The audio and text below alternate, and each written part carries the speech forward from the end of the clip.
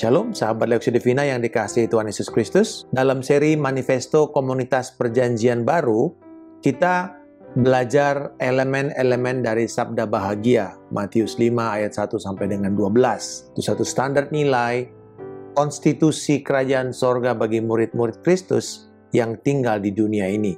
Episode yang kedua ini berjudul Duka Cita Ilahi. Berbahagialah orang yang berduka cita, karena mereka akan dihibur. Matius 5 ayat 4. Ketika Yesus berbicara tentang berduka cita di sini, dia tidak sedang berbicara tentang seseorang yang kehilangan anggota keluarga yang ditinggal meninggal, atau karena semata-mata kesengsaraan hidup. Pada masa Yesus, keadaan ini adalah seperti orang bangsa itu yang terhina sebab mereka meratapi akan dosa dan kondisi bangsa itu.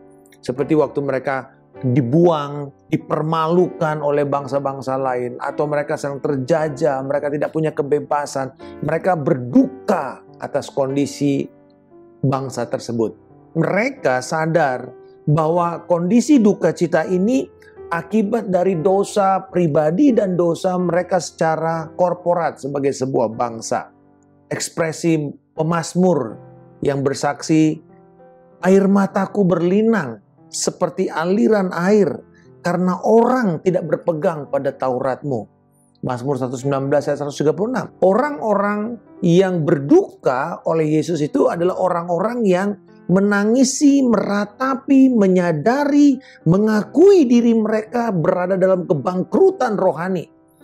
Total depravity, kebobrokan moral, di mana mereka seperti orang yang lumpuh, tidak bisa jalan, tidak bisa bergerak, tidak bisa berjalan dengan kemampuan mereka. Tanpa pertolongan Tuhan, tidak mungkin mereka bisa bangkit. Itulah sebenarnya duka cita yang muncul yang Yesus inginkan. Dan karena menyadari bahwa mereka adalah orang yang miskin di hadapan Allah, yang bobrok, yang bangkrut. Lalu kemudian orang yang bangkrut ini tidak bisa ditanggapi dengan hati yang dingin.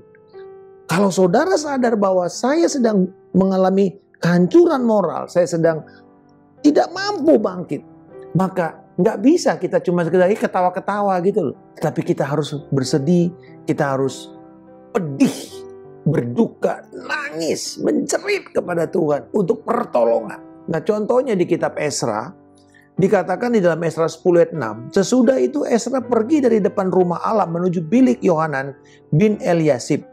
Dan di sana ia bermalam dengan tidak makan roti dan minum air.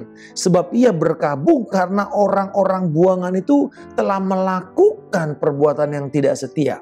Sebagai seorang yang menyadari akan dosa bangsa ini, dia sampai berkabung, dia sampai tidak mau makan, dia kehilangan semua selera, kenikmatan dagingnya itu. Karena dia melihat betapa mengerikannya kondisi rohani daripada bangsa itu. Bagaimana dengan Daud ketika dia sadar bahwa dia berdosa? Dia telah membunuh Uria, dia telah mengambil istri orang. Dan sebuah pembunuhan berencana, lalu dia dihadapi oleh Nabi Nathan.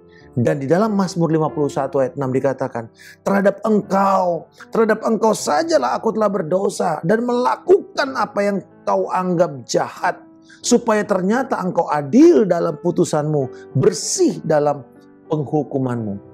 Adanya sikap kepedihan hati, perkabungan karena dosa. Dan ini mencakup pandangan baik secara dosa pribadi maupun dosa banyak orang. Dan di mana kita terlibat, contohnya misalnya dosa satu bangsa, kita terlibat di sana, kita menjadi bagian daripada dosa itu, atau kota itu, atau keluarga, atau komunitas.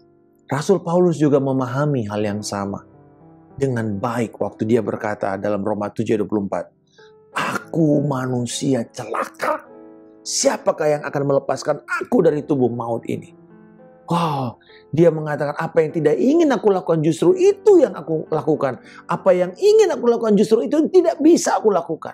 Celakalah aku. Waduh, ini kondisi di mana sepertinya dia tidak bisa melakukan apapun yang baik. Padahal kita tahu dia orang yang saleh. Dia orang yang taat beragama, tapi dia mengatakan tidak bisa. Ketika dia menyadari itu ada satu duka cita yang begitu besar, yang dia mengatakan, aku celaka. Bahkan dikatakan dalam Filipi 3:18, karena Seperti yang telah kerap kali kukatakan kepadamu, dan yang kunyatakan pula sekarang sambil menangis. Banyak orang yang hidup seperti seteru salib Kristus. Oh, dia bukan hanya melihat dirinya, tapi juga dia melihat orang-orang yang hidupnya sembrono, yang dikatakan seteru salib Kristus. Hidupnya tidak mau menyangkal diri, tidak mau mementingkan orang lain, hanya diri mereka sendiri. Nah, inilah duka cita yang Yesus maksudkan. Kita berkabung atas dosa kita pribadi, tetapi juga kita berkabung atas dosa-dosa yang terjadi sekeliling kita, menimbulkan kepekaan sosial kepada kita. Dan kemudian kita melihat bagaimana Allah memperlakukan dosa ini. Kita tahu kalau Allah turun dengan penghakimannya terhadap dosa ini, hancur kita semua. Itu sebabnya kemudian orang-orang yang menyadari keadaan ini, dia mulai berseru kepada Tuhan untuk memohonkan pengampunan dosa, untuk memohonkan kasih karunia, untuk memohonkan anugerahnya.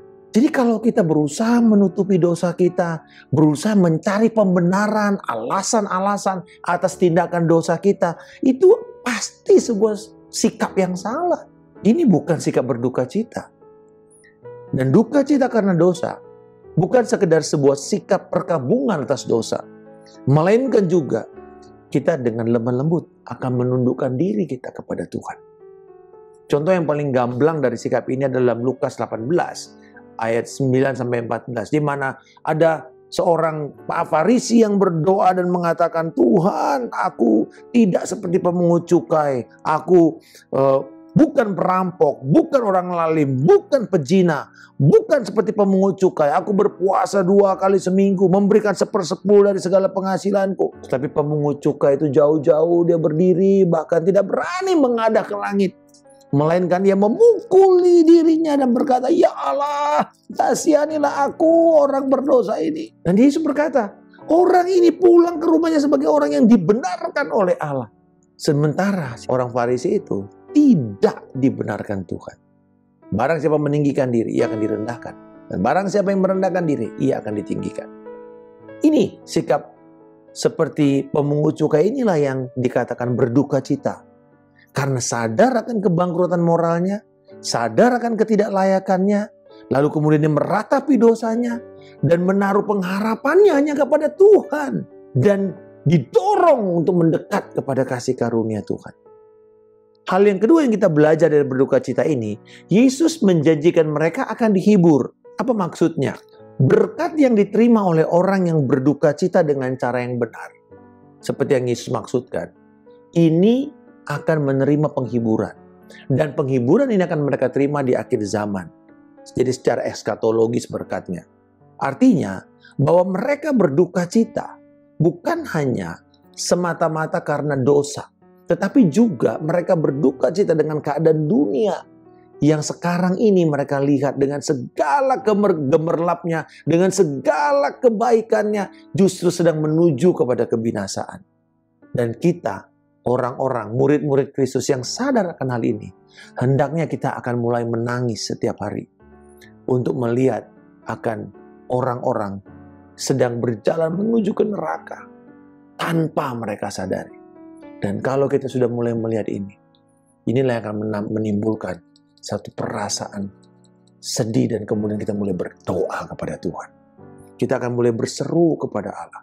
Kita akan mulai memiliki belas kasihan Tuhan.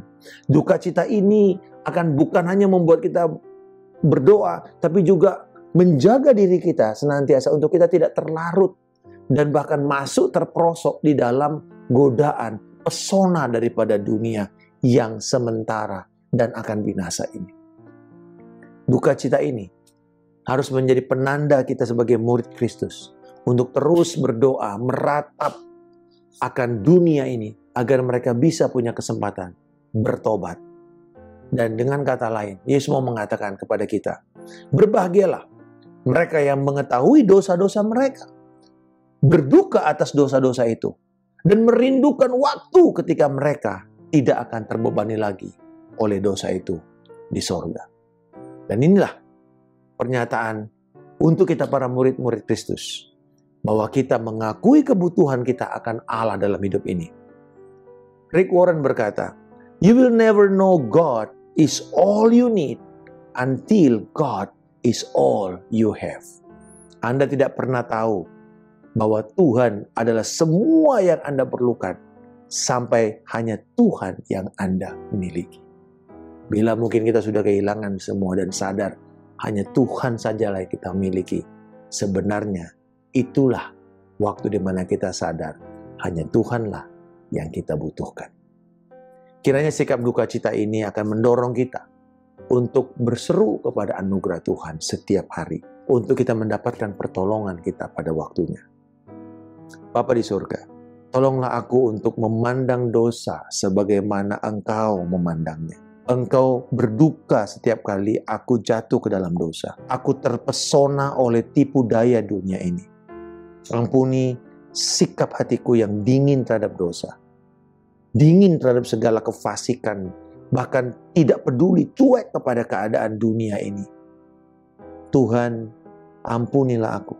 Berikanlah aku hati yang cepat untuk bertobat. Dan juga hati yang tidak nyaman tinggal di dalam dosa. Tapi lebih dari itu, berikan aku hati yang berduka atas dosa yang terjadi di sekelilingku. Dan bersyafaat untuk melihat mereka mendapatkan kesempatan menerima berita Injil dan menerima kabar keselamatan.